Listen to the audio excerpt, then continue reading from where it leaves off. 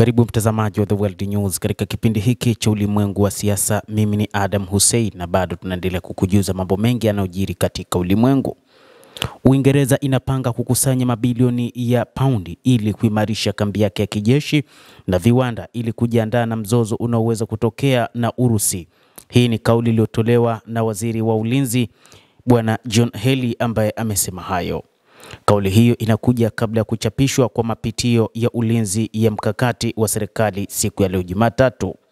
Kulingana na shirika la habari la BBC, ripoti hiyo inatarajiwa kuonyesha Urusi na China kama vitisho vikuu kwa Uingereza. Mapitio hayo yanatarajiwa kutenga pauni bilioni 1.5 sawa na dola bilioni 2 kwa ajili ya kujenga viwanda 6 vipya vya kutengeneza silaha katika miaka 5 ijayo. London itatoa takribani paundi bilioni 6 kutengeneza silaha za masafa marefu ikiwa ni pamoja na makombora ya Storm Shadow, Healey aliliambia shirika la habari la BBC siku ya Jumapili. Kombora hilo lililotengenezwa kwa ushirikiano na Ufaransa limeripotiwa kutumiwa na Ukraine kushambulia maeneo ya kiraia katika ardhi ya Urusi kulingana na Moscow. Hata hivyo, moja kati ya makombora ambayo hayakufua dafu dhidi ya ulinzi wa anga wa Urusi ni pamoja na kombora hilo la Storm Shadow. Kwa mujibu wa kiongozi huyo, anasema huu ni ujumbe kwa Moscow pia. Hii ni Uingereza inayosimama kidete, sio tu kuimarisha jeshi letu, lakini pia kuimarisha msingi wetu wa viwanda. Ni sehemu ya utayari wetu wa kupigana ikihitajika, waziri huyo wa ulinzi Bwana John Healey amesema. Hata hivyo, moja kati ya mambo ambayo Urusi wakati huu imekuwa ikiandamwa ni pamoja na mataifa ya Magharibi, ambapo kila taifa linaona kwamba Urusi ni tatizo kwake. Uungaji mkono wa nchi za Magharibi kwa Ukraine ulifichua udhaifu mkubwa katika uzalishaji wa silaha, huko viongozi wa kijeshi wa Uingereza wakionya kuwa hifadhi ya silaha ni ndogo na ni hatari wakati huu. Ujerumani pia nayo ipo katika hatari ya kutaka kuingia katika vita dhidi ya Urusi, ikisema kwamba wakati wowote inaweza ikaingiza makombora ya Taurus nchini Ukraine ili tu yaweze kurushwa moja kwa moja hadi katika taifa la Warusi. Hata hivyo, Urusi imesema kwamba Ujerumani inatafuta kutengeneza vita kubwa zaidi katika Ulaya, ambapo Urusi imesema itatumia makombora ya aina tofauti tofauti kuhakikisha inaishambulia Ujerumani, yakiwemo makombora ya Oreshnik.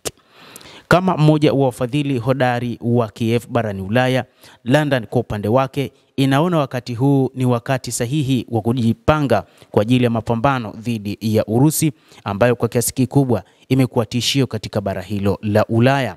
Hata hivyo, imekuwa hodari katika usaidizi wa Kiev katika Ulaya. London ilipatia Ukraine msaada wa takribani euro bilioni 15.16 sawa na dola bilioni 17.2, zaidi ya theluthi mbili ambayo ni msaada wa kijeshi, kulingana na data kutoka katika taasisi ya Kiel ya Ujerumani.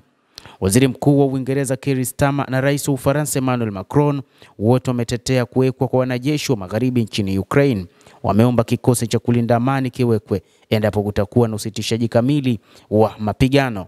Hata hivyo, Urusi imeonya kwamba wanajeshi wote wa NATO watakaotumwa Ukraine hata chini ya uteuzi wa walinda amani watachukuliwa kama walengwa halali, lakini pia imeeleza kuwa ushiriki wa mataifa ya kigeni utazidisha mzozo huo na hatimaye kushindwa kuizuia Urusi kufikia malengo yake ya kijeshi.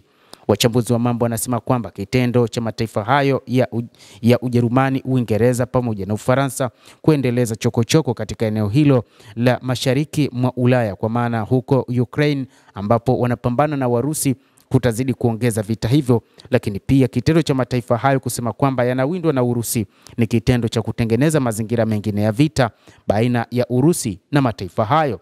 Lakini pia wachambuzi wengine wanasema ni mpango wa NATO kulitafuta zaidi taifa la Urusi ili liweze kupambana na mataifa ya NATO, kwa sababu ikiwa Uingereza itaingia vitani kama ambavyo inataka kufanya, au Ujerumani itaamua kuingia vitani na Urusi, au itaamua kurusha makombora yake hadi katika ardhi ya Urusi, na ikiwa Urusi itaamua kulipa kisasi, ni wazi nchi za NATO zitaingia vitani na kupambana na Warusi, na huo utakuwa ni mwanzo mbaya wa vita na ni sehemu nyingine ya vita ambavyo kwa mujibu wa baadhi ya viongozi nchini Urusi wanasema itakuwa ni vita kubwa ya 3 ya dunia. Endelea kutufuatilia mtazamaji, usisahau kulike, comment na kusubscribe channel yetu hii upate habari hizi kwa mapana hapa The World News. Naitwa Adam Hussein.